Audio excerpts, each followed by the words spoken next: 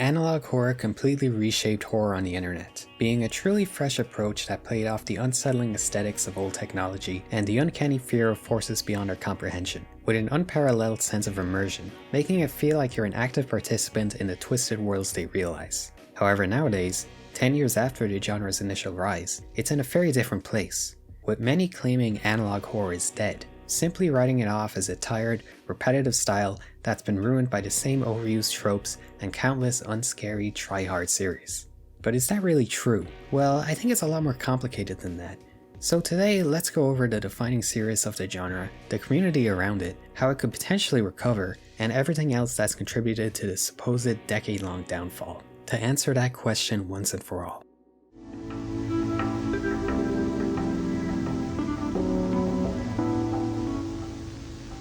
Debuting in 2015 and created by Chris Straub, Local 58 is essentially the godfather of analog horror. It not only coined the term, but also established the general vibe, visual direction, and most of the tropes that still define the genre today. Essentially, it's an anthology horror series presented through recordings of hijacked programming on the fictional Local 58 TV station, loosely connected by an overarching plot of the moon being an evil entity carrying out psychological warfare on Earth's residents.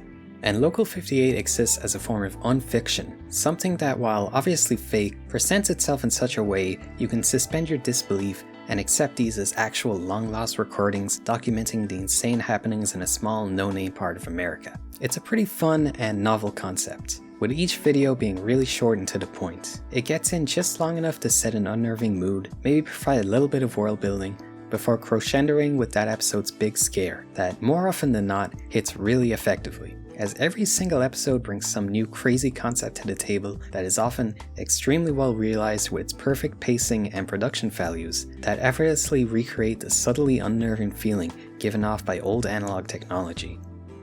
One of my favorites would have to be "You're on the fastest available route," which puts us into the shoes of someone driving along using GPS instructions. Only as the video continually cuts further in time, we see it start to lead us off route to more and more desolate locations, with the low quality analog footage almost making it appear like there's figures hidden within the tree line, and the GPS's false instructions playing into the fear of technology that's such a common theme throughout all analog horror. The whole video there's this building tension till we finally reach the destination. In 300 feet, turn off your headlights.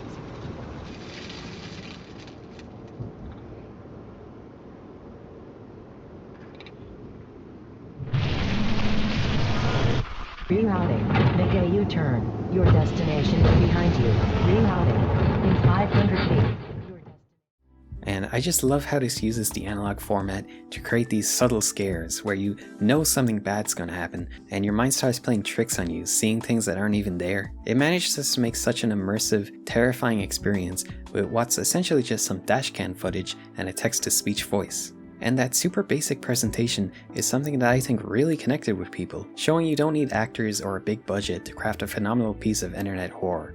So really, it's no surprise that Local 58 inspired such an explosion of amateur creators making their own series after it. That being said, I do feel like one or two Local 58 videos, while cool conceptually, don't quite come together as well. For example, I want to talk about the second episode of the series, Contingency. One of the most iconic of the series' modest 11 episode count.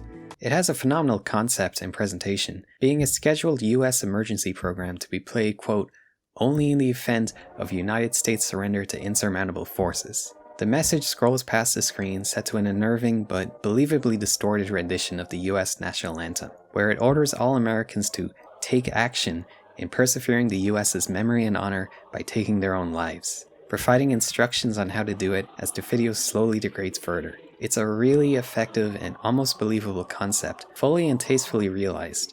But then the last 2 seconds have to push it further, saying to also take out children and pets, and then the screen starts like glitching out conveniently right at this moment, ending on a picture of a baby flashing on screen reading, "Infants and pets, the smallest patriots." And personally, I feel like this pushes things a little too far in terms of suspension of disbelief, and kinda kills the video, because there needs to be that last big scare.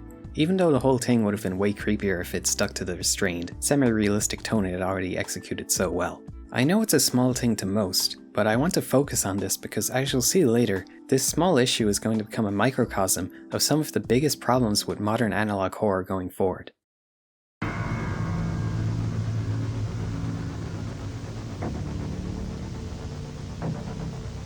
Despite coming out 4 whole years after Local 58, I'm counting Scrimpus McGrimpus's FNAF VHS as one of the OGs of analog horror, as it similarly pioneered and popularized tons of the major tropes seen in analog horror today. Rather than simply aping Local 58 like so many of this era would, it brings a unique format to the table, being a series of instructional in-universe tapes created by Fazbear Entertainment, which have been altered by the ghosts that haunt the establishment.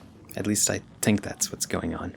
Yeah, this one comes equipped with a full-on plot, and it's essentially an adaptation of the fake story laid out in the first 3 Five Nights at Freddy's games, doing an amazing job capturing that very specific, off-putting atmosphere you get from playing them. And the analog aesthetic was already a part of the FNAF series, what with the 80s era camera systems and retro minigames, so it's a perfect fit. The very first in the series is one of its most iconic, being an instructional tape on dismantling animatronics for cleaning. There's already a somewhat unnerving vibe to the whole thing, with the distorted TTS and music, and Freddy's dingy, lifeless model slumped over the table. But then the big shock comes when his chest plate is removed to show something inside it. It's covered by a sensor bar with just a little bit of blood seen behind, making for a really effective scare, leaving it for you to imagine exactly what it looks like without the sensor. Likely a much more vivid and disturbing image than any sort of mangled corpse they could actually show. Other episodes within the series include these cool in-universe cartoons, as well as animations made with the game's models and locations. And it's just generally really high effort and visually cohesive for an analog horror, even today. Its best known scare would have to be the criminal part.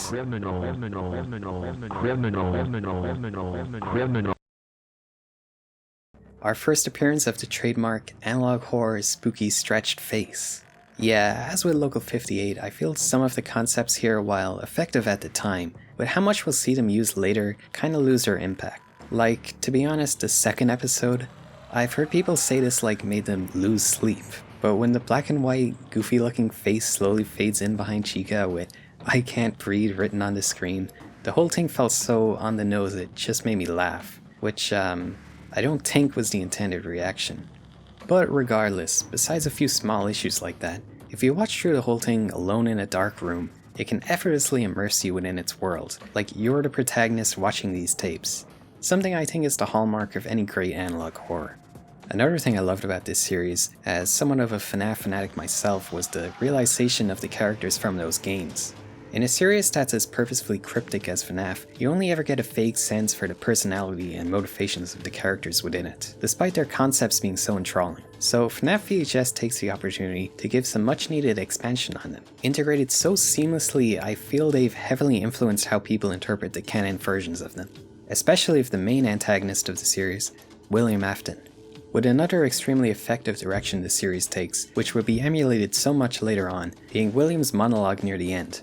We have something that'll look very familiar if you've seen more than 2 analog horrors here, being a black and white, low quality, slightly off image of him as he describes his motivations and the lack of guilt for the murders he committed, portraying so much with so little. The phenomenal voice acting and lonely visuals set the tone perfectly. Ever since he killed him, I've wanted to put my hands around his neck and just squeeze the life out of his lungs, but of course if I ever did that, I'd get caught.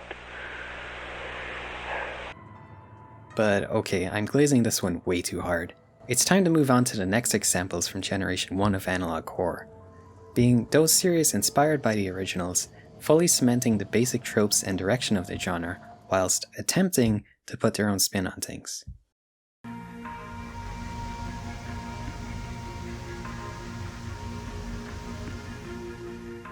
Gemini Home Entertainment is a series that takes heavy inspiration from Local 58. Although I don't say that in a demeaning way, as this is another I quite enjoy.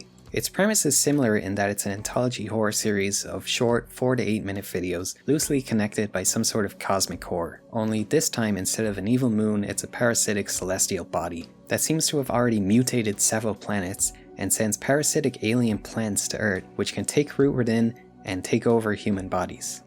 and instead of a local TV station, it's trolled through a series of VHS tapes produced by the titular Gemini Home Entertainment. There's a lot more hidden lore with this one, including a fully playable game that's diegetic to the series. But yeah, in general, early analog horror tended to include these super obscure but important details that the community needed to actively search out and work together to find, inspired by the previous most popular internet horror genre, ARGs.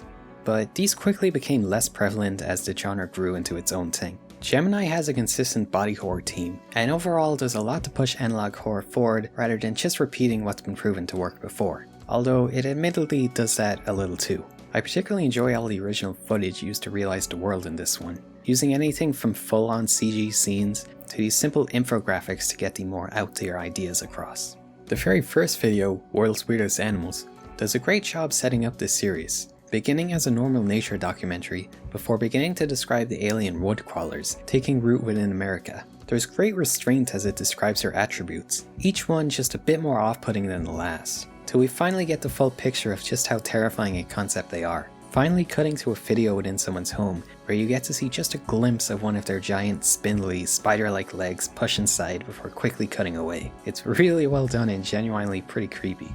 Another episode, Home Invasion Help, is our first major appearance of a home invasion segment in an analog horror. A framing device that does a great job grounding the otherworldly horrors presented. It's an effective trick for sure, and one that we'll see reused consistently in the series to follow. The video itself expands upon how the woodcrawlers take over homes, an already creepy concept, but it takes advantage of the format to put us in the shoes of someone exploring one of these infested houses. And it ends on this phenomenal shot of someone in the late stages of mutation by a woodcrawler, looking like nothing more than a mass of nerves. You think it's lifeless till the camera zooms in, and then its eye just barely moves to focus right on you before cutting away.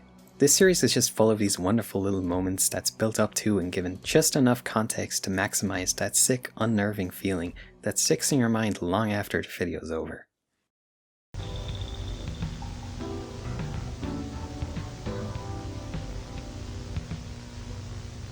However, it'd be a gross exaggeration to say most series brought the same iterative spirit as Gemini. Many would pretty much just be straight up rip-offs of the concepts and visuals from series like Local 58, only completely missing the polish and, more importantly, subtlety which made them so effective in the first place.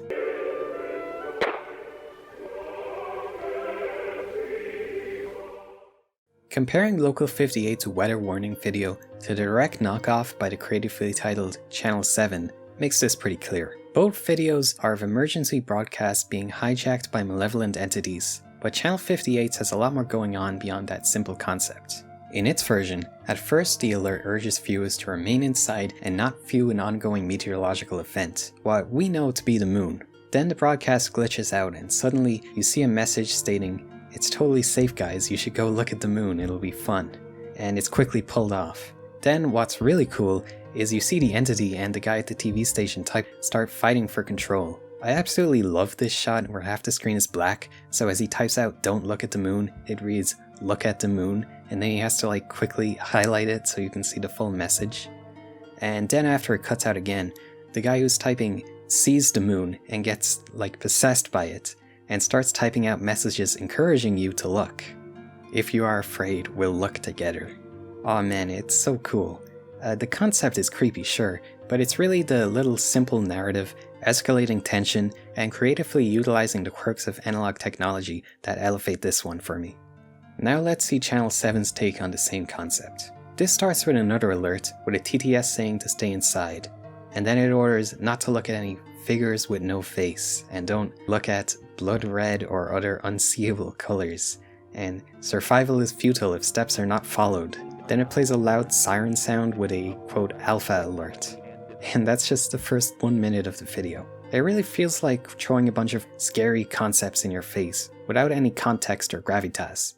And then, the same as Local 58, the entity hijacks the alert, only instead of the gradual, understated escalation of that one, it's, well, just take a look for yourself.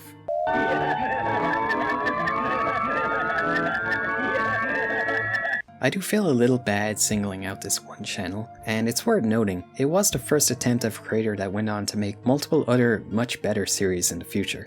But I want to show this as an example of one of the many clones that popped up creating early analog horror, despite only having a surface level understanding of what made the defining series work so well in the first place. As, like we see today, even early on, there are a lot of series that boil the genre down to simply a handful of tropes and concepts to be regurgitated with minimal differentiation or creativity.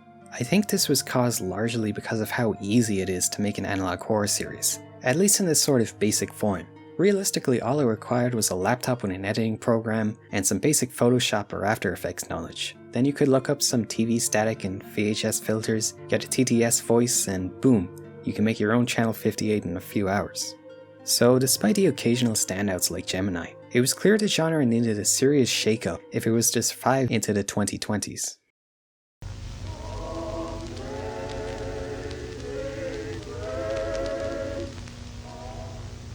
I consider these next two series to be the beginning of the second generation of analog horror, both for how much further they pushed analog horror in terms of popularity, as well as how pretty much everything after followed in their footsteps. To define Generation 2, for one, its projects were decidedly free from feeling the need to realistically emulate analog media. From here on, concepts become much more experimental, leaving the broadcast hijackings and informational tapes in favor for incorporating more mixed media and frequent live action or animated sequences that are more akin to short films. There's also a far bigger emphasis placed on the themes and ongoing narratives within each series, further setting each apart. The Mandela Catalogue is undoubtedly the most influential and popular series in all of analog horror. It brought along with it the biggest spike in mainstream interest the genre has ever seen, as well as directly inspiring a seemingly endless slew of new projects that many would claim, along with the tropes it introduced, led to the downfall of the genre altogether.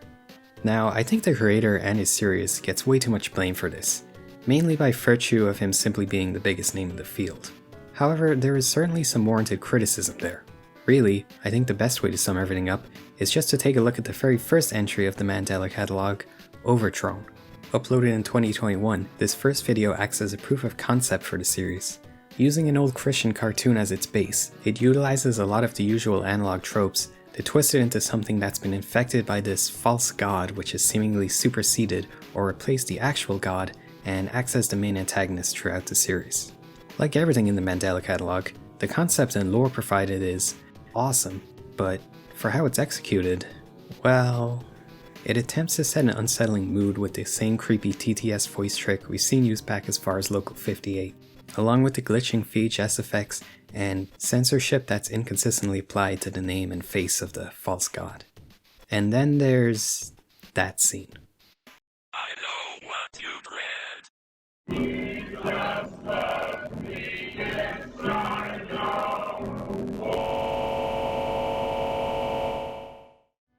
Although the whole analog horror face had been used before, Mandela Catalogue absolutely spams the heck out of it, especially early on. And to be fair, the alternates who impersonate humans but luck off to varying degrees are of course a big part of its plot, so it makes sense lore-wise. But I think what it and the following series who rely on it so much for their big scares tend to miss is why the uncanny valley they're trying so hard to emulate works in the first place.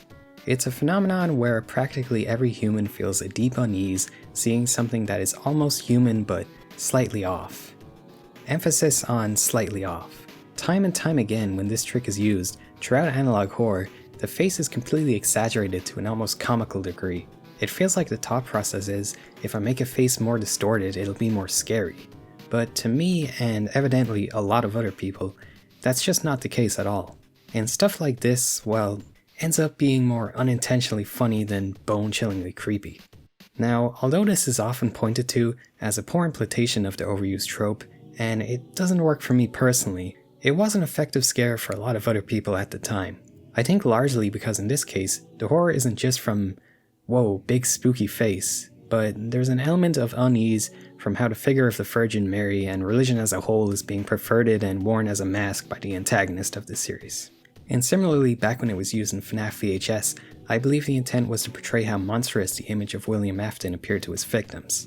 So, like anything, this trope can be done well, even if it doesn't usually hit for me. I just think it requires a bit more restraint and narrative context and stuff like... And remember, when you are not running, I'm only getting closer. Yeah, But hey, this was just the first short video in a now 5-volume and almost 3-hour-long epic that Alex Keister is still working on and improving with every episode. So despite early growing pains, there's a reason it's the most famous analog horror, and even if it's far from my favorite, it's definitely worth a watch.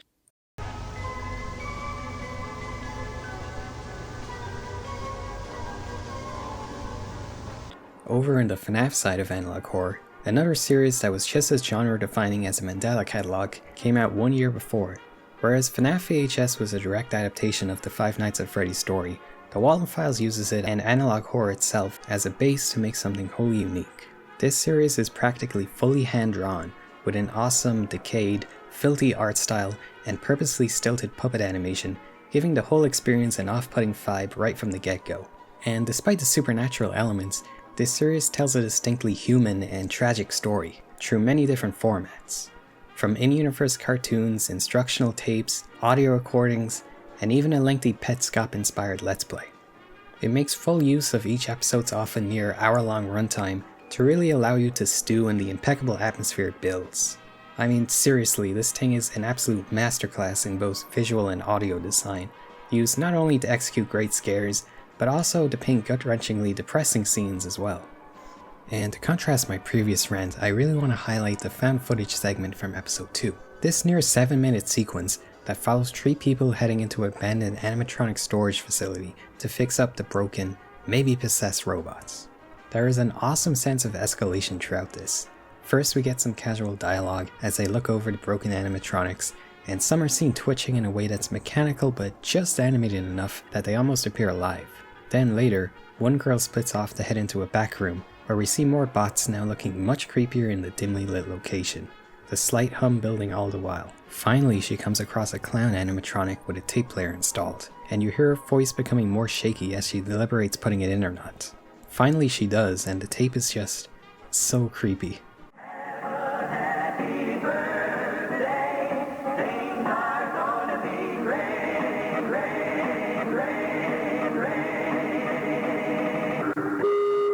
Jack, Susan, Charles, Rosemary, Sophie. Totally pushing the tension up as high as they can go till boom, big payoff. And only then does the clown slowly take off its faceplate to reveal a mangled, distorted face beneath. See, for me the distorted face jump scare works really well here, and I don't think it's necessarily the face itself, but rather everything surrounding it. The slow build-up, the suspense of whether the robots will spring to life or not, and wondering what's inside after it does. As well as the fact it's animated simply makes it fit much more naturally within the world. And the continually intensifying audio that's been building the whole scene just now reaching its climax. Everything just works together so well, and you can tell how much love and thought was poured into every aspect of this, as opposed to simply throwing a creepy face at you and expecting that alone to get a big reaction. Overall, this series consistently showcases a desire and ability to push analog horror forward, particularly with its innovative visual audio design, and man, that story is something else. Although it can be a bit hard to follow, with all the different names and stuff like hidden codes leading to unlisted videos and such. So maybe check out one of those analog horror explained videos after you watch it. Speaking of which, let's take a break from analyzing the content itself to take a look at what had just as big an impact on the genre, the analog horror community on YouTube. You use the bricks. You use the bricks. Straw, sticks, or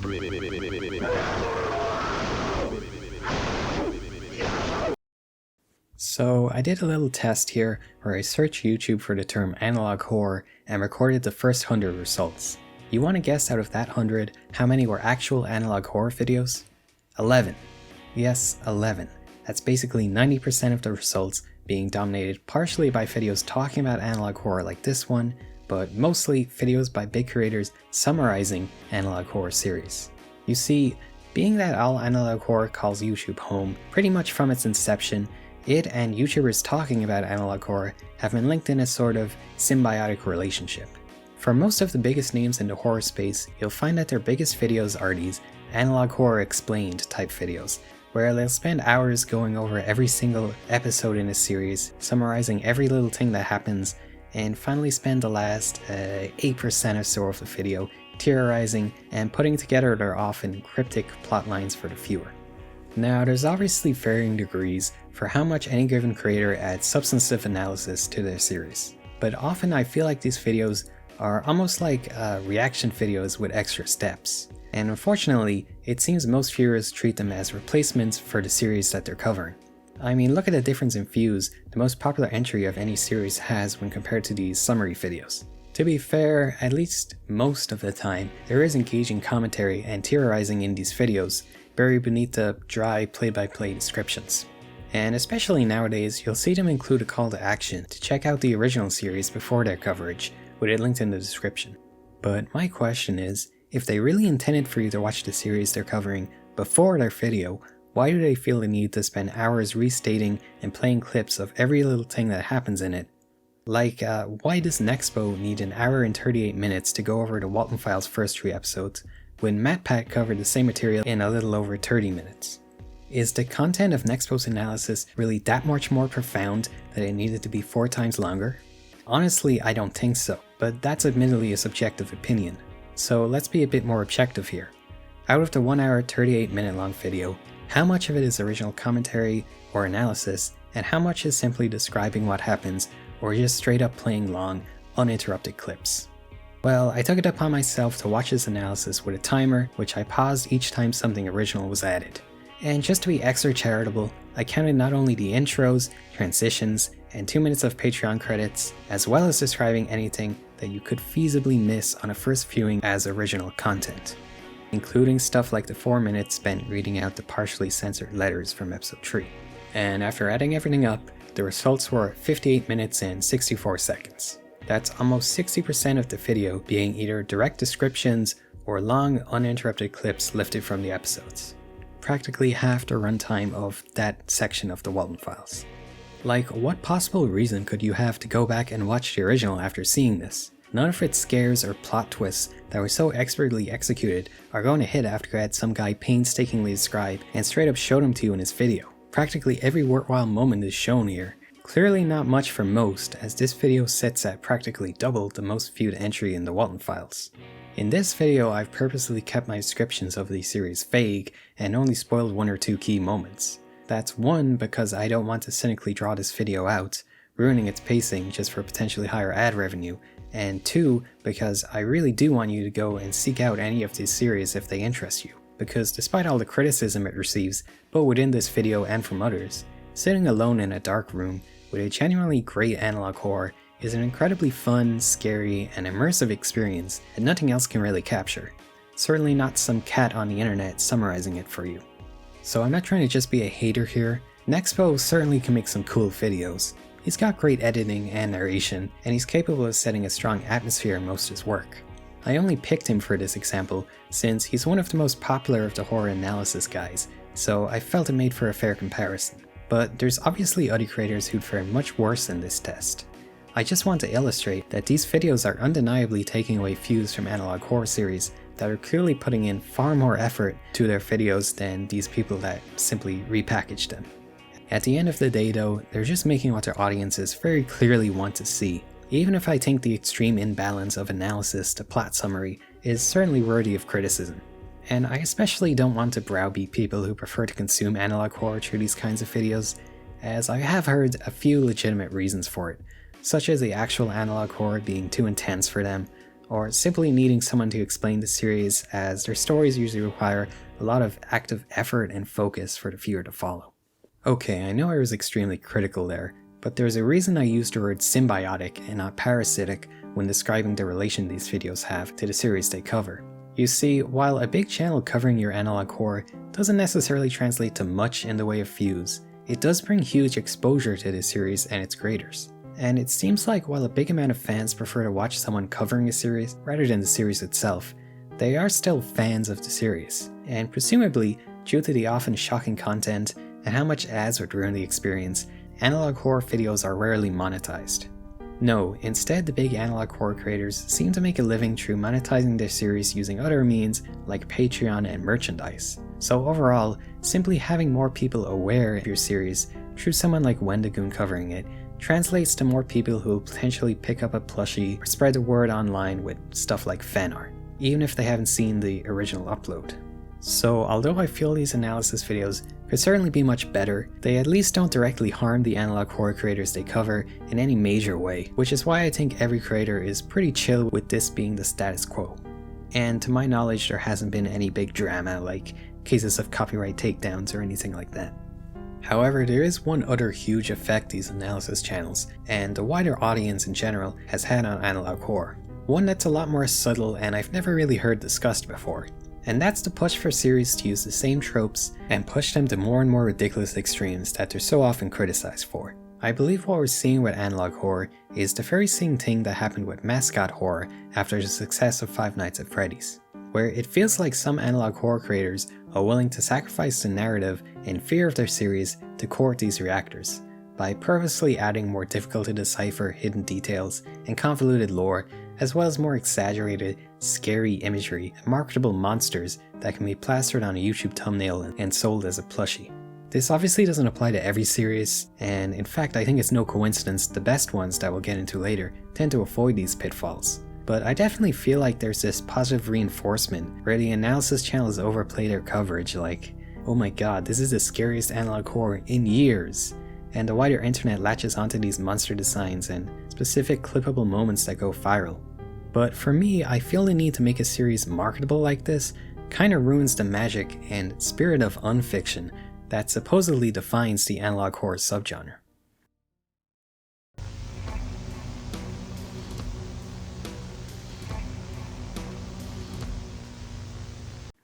Next up is something special. The Monument Mythos by Manticore Tree was a much needed breath of fresh air for the genre. One of my personal favorite series we'll be going over today. This feels inspired largely by the early style of Local 58 in its approach to horror, but also includes the interesting narratives and intricate lore of the best Generation 2 stuff. In general, it uses a mix of the aesthetics synonymous with analog horror, like the grainy photos over dialogue, infographic style animation, and first-person found footage style, but they're all tastefully implemented with enough original added for it to stand on its own. It's an incredibly high concept series right from the get-go, with the basic concept being a peek into a world similar to our own, where among some very fun alternative history concepts, like J.D. Rockefeller being a previous US president, monuments around the world are alive and seemingly eating people. As funny as it sounds, and the series does manage to include some really funny stuff as well, which is another unique factor I really like about it. The production of these videos managed to make the idea absolutely terrifying. Overall, the series is very sparing with how much it actually uses scares, relying mainly on the story and the context you eventually gain as to what exactly is going on with these monuments that make them so scary. But if I am to give one bit of criticism, I feel like the quick cut after a big reveal like this is very overused throughout the series. Not a major issue really, just a tendency I noticed. I'm including this here to have something positive to talk about, because Monument Mythos was a major outlier at the time of release, and I'd be lying if I said most analog horror around this period reached its level of quality and uniqueness.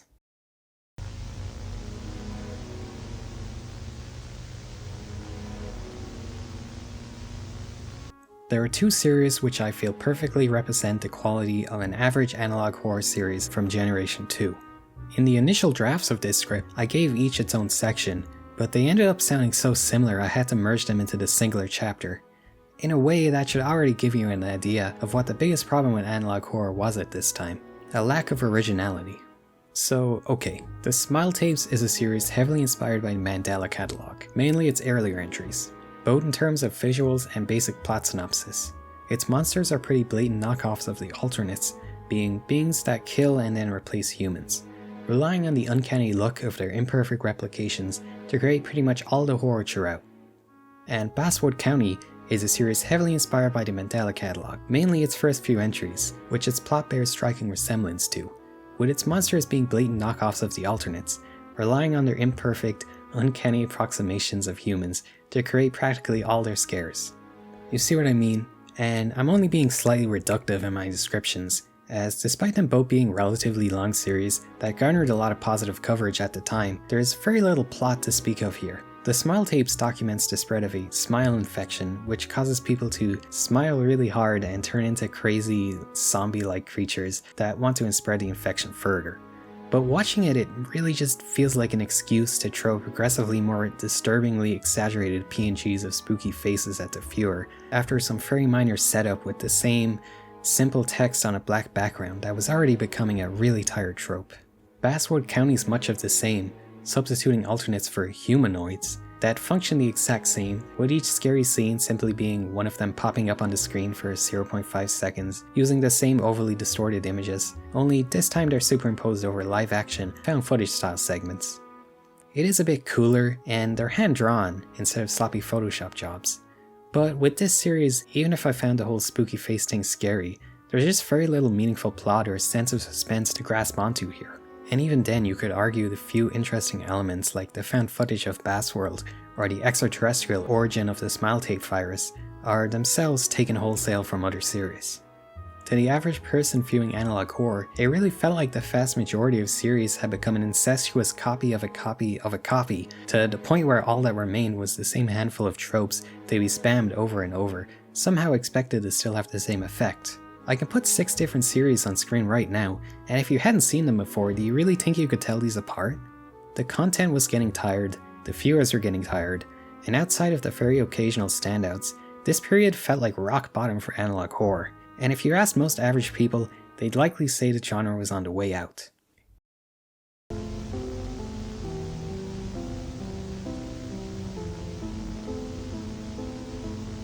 In mid-2022, just as everyone was ready to write the genre off as a fad that had overstayed its welcome and used up every potential variation, the Backrooms found footage dropped. Created by Kane Pixels, this was something completely new to the analog horror world. It totally discarded almost every trope that had come to define the genre.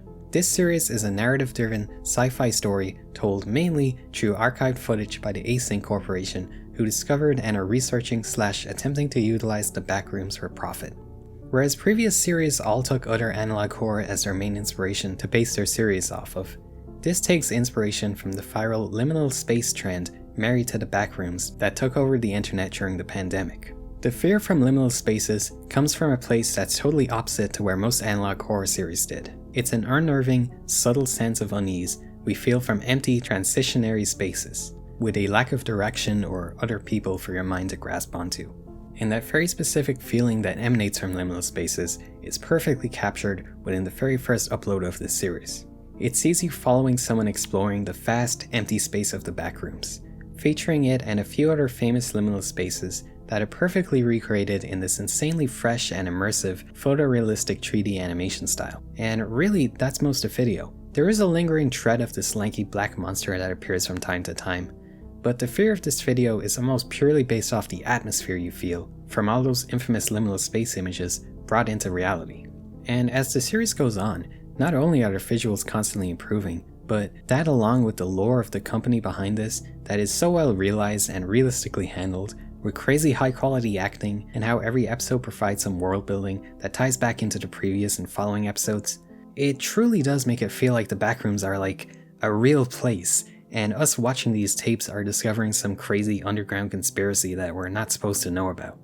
I mean, there's a recent upload that's, I am not kidding, 8 minutes of examining a freaking fluorescent light from the Backrooms, and the world building here is so well done that it's actually gripping, and probably is my favorite upload of the series for how it takes such a small, seemingly boring aspect of its world and expands upon it so much, truly making the world of the series tangible, and thus the people within it, and even the more out there elements, like the crazy monsters, much more believable and scary by proxy.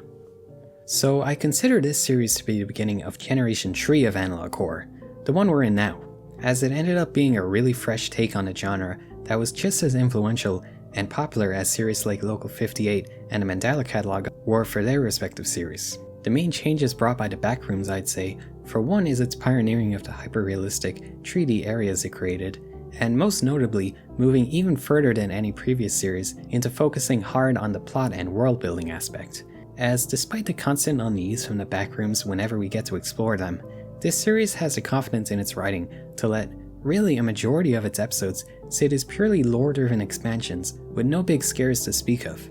I can certainly understand if someone considers that a negative, since the analog horror series doesn't have much horror in it, but I think the restraint very much works in the series' favor.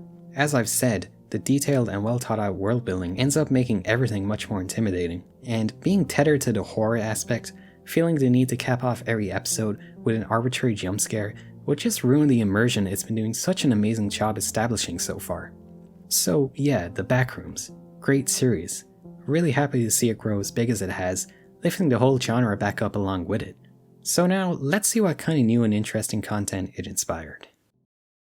So, much like the Mandela Catalogue, if you have a series become especially popular online, you'll inevitably have others try to emulate it. Only with previous clones, they were at least made by fans who were inspired.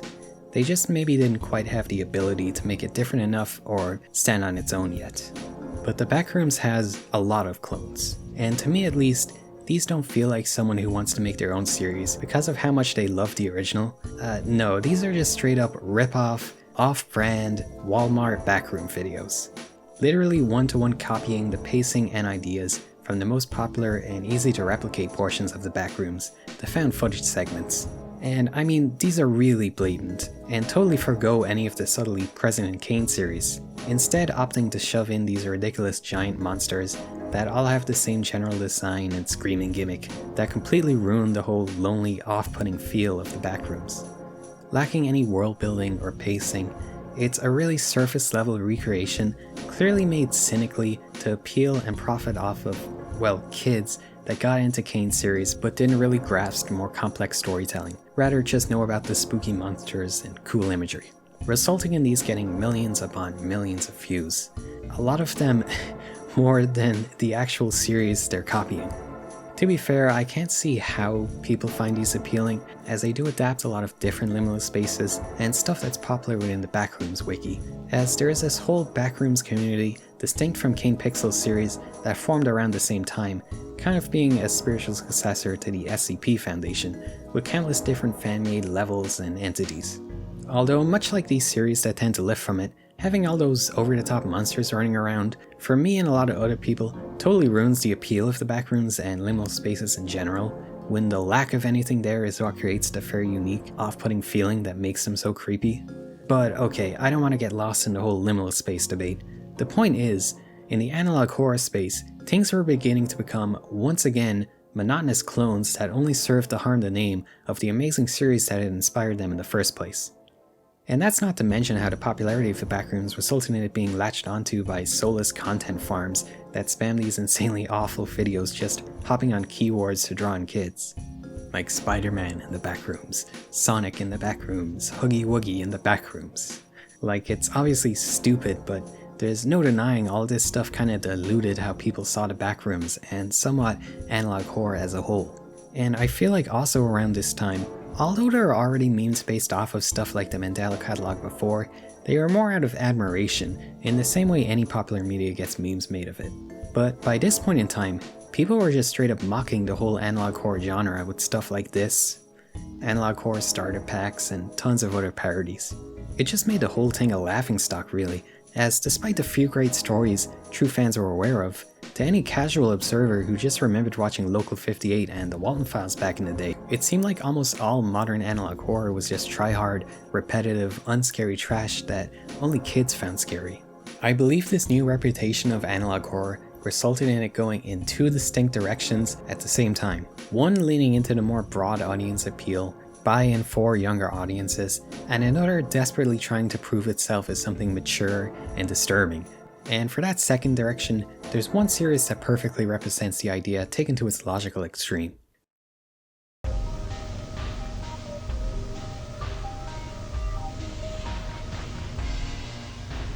UrbanSPOOK's The Painter. Now, out of every analog horror here, this is probably the most widely covered, and none of that coverage is very positive, so I'm going to keep this brief. The Painter is essentially a very bare bones collection of VHS tapes documenting the investigation into the titular Painter, a serial killer who creates these crazy abstract paintings depicting his victims after they've been killed. And besides the minor plot thread of there being two killers and a few one-dimensional reoccurring characters that are really just names to be quickly killed off, well, there's really no plot here. Literally all this series is, for the vast majority of its runtime, is very simple text on a black screen, giving like a sentence or two of context, before describing the edgiest, most over-the-top try-hard ways the painter killed someone. Then it'll read something like, "And this is the painting the killer left," showing something like this. And every single episode follows that same format. I've criticized previous series for lacking build-up and reason for the scares, but the Smile tapes look like The Shining compared to this. From the very first episode, the series is throwing these insanely grotesque and elaborate murder descriptions at you, and it's really the only thing it has to offer, so while the idea is potentially disturbing at first, as it goes on it has to push them so far that it becomes absolutely laughable. And with the extreme topics this series touches on, combined with the absurdly heavy-handed manner they're presented, along with UrbanSPOOK just generally being kinda disliked within the community, this series garnered tons of drama, further spreading the series and worsening the already dismal perception of analog horror as a whole. I do feel like people go a little too hard on the guy, and I wanted to come in here playing devil's advocate so I'm not just beating a dead horse. But to be honest, this series is kind of hard to defend. I mean, I will say the actual paintings are pretty cool as standalone pieces of artwork. He's clearly a far more talented artist than a storyteller. And after sitting through the whole series again for this video, the latest episode does feature one scene that actually made me feel something other than unintended laughter or pure boredom from how desensitizing the constant gore was. It only took 8 episodes, with presumably the next being the finale, but in general the direction for episode 8 features at least some plot progression to latch onto and much more elaborate visuals than the rest. And actually seeing the killers in person at the scene of one of their trademark ultra gory murders, and hearing the honestly bone-rattling screams of their victim was genuinely spooky. Even if that's mostly just from the loud-ass screaming in my ear, which is a bit of a cheap trick admittedly. So yeah, if UrbanSPOOK is still wanting to make analog horror even after all the relentless criticism he's gotten over this, I think with maybe a collaborator to help with the writing and rein in the edge a little bit, or a lot, and leaning into the awesome artwork he's capable of, I think he could produce something good in the future.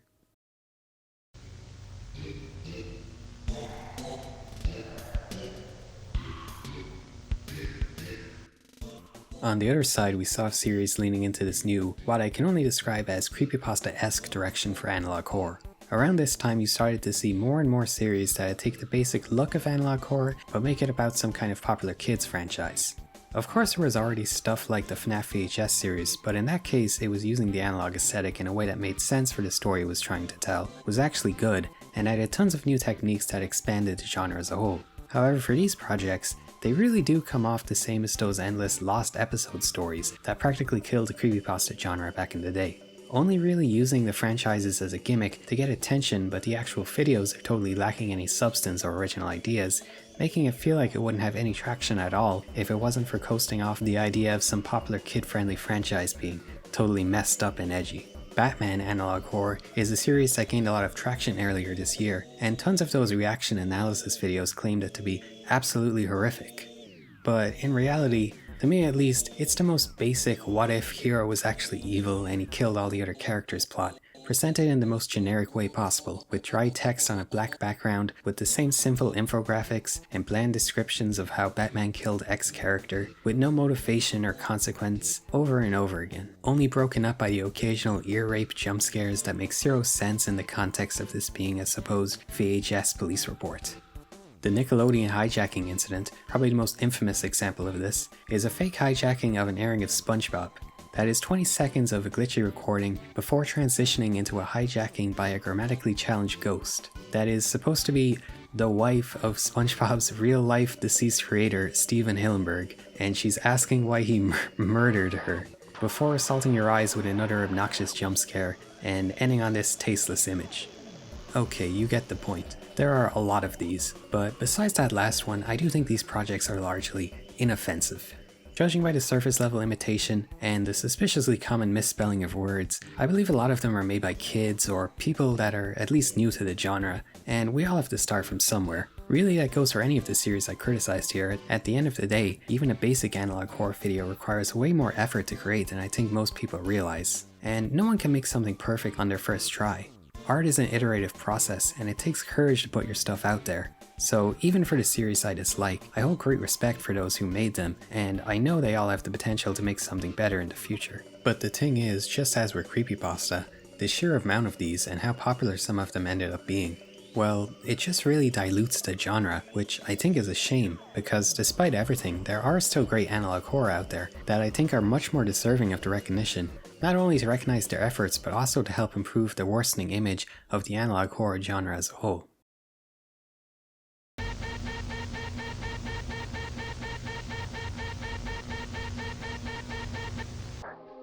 The Man in the Suit is one of the only examples of an analog horror based on a pre-existing franchise I've somewhat enjoyed. Although it uses the same simple text-based presentation, the story it tells is really quite unique and fun. At its core, it's a story about how the actor portraying Godzilla freaking explodes inside his suit and gets melded together with it, seemingly taking on Godzilla's characteristics and wreaking havoc on the set of various films, with each one becoming a more and more disastrous production. The concept is pretty crazy, obviously, yet as the series continues, there are actually some really cool and unique ideas here that keep it engaging. Even if it's not exactly my favorite, a lot of people really connected with this, and I'm happy to see it getting a good amount of recognition. As the main reason I wanted to highlight this series, even if it has the same basic presentation as a lot of the previous series I criticized, I want to illustrate just because something utilizes the typical analog horror tropes doesn't automatically make it bad. Why that feels like such a problem in other series is because that's all they have, whereas there's clearly a lot of passion and thought put into Man in the Suit, with it relying on progressively more out there, disturbing ideas and its rising stakes to create fear and intrigue, rather than just the same old cheap jump scares or egregious gore.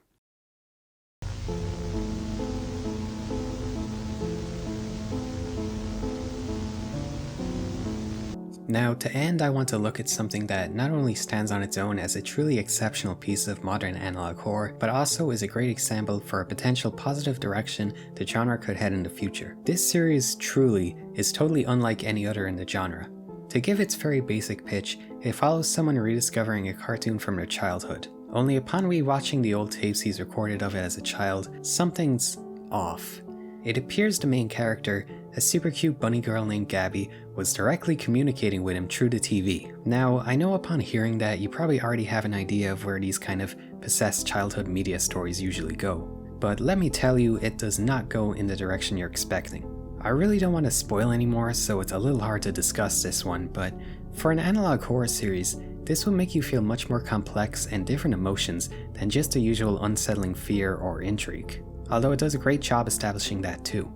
The way the videos are presented, while still maintaining the spirit of analog horror, are just way beyond the usual approach. With a clearly very experienced team at the helm, it has not only super high quality animation that you can see on screen now, but also great voice acting and a storyline that's so engaging and unpredictable there's no way you can stop after just 1 or 2 episodes. There's currently 3 arcs of this story, each presented in the form of 6 2 to 5 minute episodes. So if you haven't, it's worth at least checking out the first arc, as by the end it comes together in a way that's gotta be one of the most satisfying and emotional payoffs of any online story I've seen, period. And without spoiling anything, the way it completely reinvents itself with each arc is just awesome.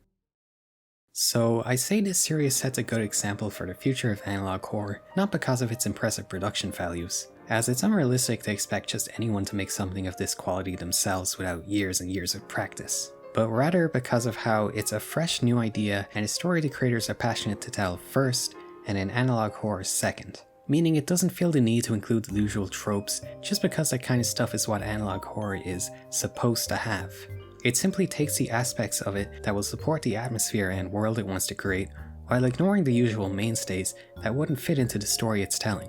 I think for future creators, that approach of focusing on what unique idea you and only you have, what scares you, what fascinates you, and how you feel it best makes sense to show that within your abilities first.